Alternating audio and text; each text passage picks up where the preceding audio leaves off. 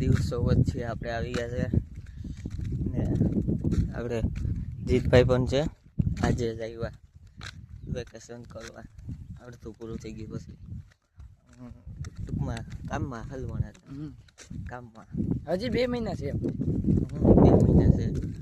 2 મહિનામાં તો આપણે તો ગાઈસ, તમે કાંઈ સપોર્ટ કરતા નથી, લાઈક કરતા નથી, ફોલો કરતા નથી, યુટ્યુબમાં સબસ્ક્રાઈબ નથી કરતા. એટલે થોડાક દિવસ તો મન ઉડી ગયું કે હવે આ ચેનલ આપણે કંઈ કરવું નથી.